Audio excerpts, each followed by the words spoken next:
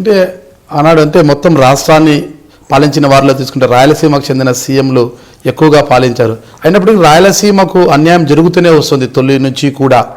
అంటే ఇది రాయలసీమ నాయకుల్లో ఇది చాలా చోట్ల నేను జవాబు చెప్తా ఉండేది. 2 ఉదాహరణలు నేను చెప్తా ఉంటాను. బండి తోలేటప్పుడు నొగలు ఉంటుంది, నొగల్లో నన్ను కూర్చోబెడతారు. పగ్గాలు నా వెనుకుంటి పగ్గాలు మీ చేత్తో పట్టుకుంటారు. బండి మీరు చెప్పినట్టు నడుస్తుందా, నేను చెప్పినట్టు నడుస్తుందా? అదే దానికంటే ఇంకా చిన్న ఉదాహరణ, రోజు మీరు కళ్ళతో చేసే ఉదాహరణ నేను చూపిస్తాను. ఇప్పుడు ఎస్సీ ఎస్టీ రిజర్వేషన్లు ఉన్నాయి. యాక్చువల్గా రిజర్వేషన్లు ఉండేవాళ్ళు వాళ్ళ స్వశక్తితో గెలవడం లేదు, ఎవరో ఒకరు పెద్దల వెనక అండగా నిలబడతా ఉన్నారు.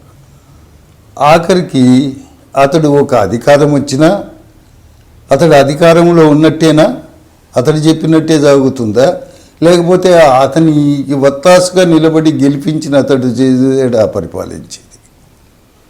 రాయలసీమ సీఎంలు కానీ తెలంగాణ సీఎంలు కానీ ఊరికే ఆమెకే వస్తే వీళ్ళు సీట్ల మీద కూర్చొని ఉండాల్సిందే కానీ మొత్తం నడిపించేదంతా కోస్తా వాళ్ళే.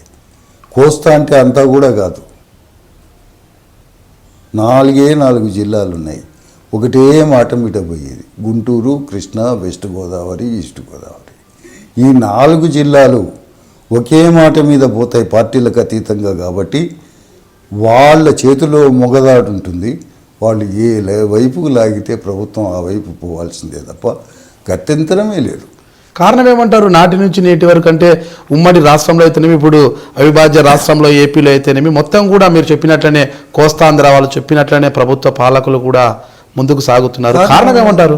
అంటే ఆ 4 జిల్లాల్లో ఉండేటటువంటి ఎమ్మెల్యే సీట్లు నీకు సంఖ్యాధిక్యత ఇస్తూ ఉన్నాయి. కాబట్టి సీట్లో కూర్చున్నోడు సీట్ను కాపాడాలనుకుంటాడు కానీ సీట్ను త్యాగం చేయాలనుకోడు కదా. సీట్లు ఒకటేనా, నోట్లు కూడా ప్రభావితం చేస్తాయంటారా? నోట్ల కంటే సీట్లే ప్రభావితం. రాయలసీమకు అన్యాయం జరిగిన విషయంలో కానీ లేకపోతే కోస్తాకు అన్యాయం జరిగిన విషయంలో కానీ నోట్ల ప్రభావం పెద్దగా లేదు, కానీ ఉండేదంతా సీట్ల ప్రభావమేమి.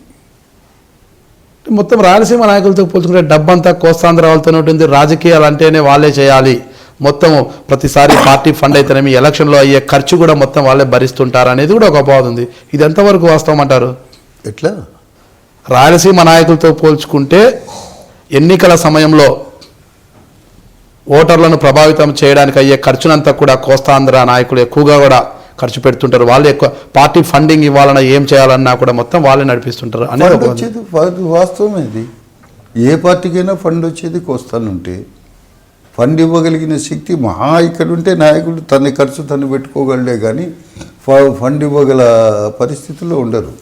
అంటే నేను ఇక్కడ చెప్పేది కోస్తాంధ్ర వాళ్ళది సీట్ల ప్రభావం ఎక్కువ ఉంటుంది అంటారా, అదేవిధంగా నోట్ల ప్రభావం కూడా ఎక్కువ ఉంటుంది అంటారా? నోట్ల ప్రభావం అంటే ఇక్కడ ఎన్ని సీట్లు గెలుస్తారు దాంట్ వల్ల అనేది కాదు.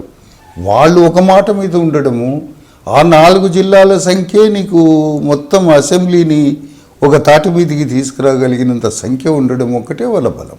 ఇప్పుడు మీరు చెప్తున్నారు మొత్తం రాష్ట్రాన్ని పాలించిన నాయకులంతా రాయలసీమ సీఎంలు అయితేనేమి ఎవరైతేనేమి వ్యక్తిగత ఓట్ బ్యాంక్ రాజకీయాలు చేశారు తప్పితే ప్రజా సమస్యల పరిష్కారం కోసం.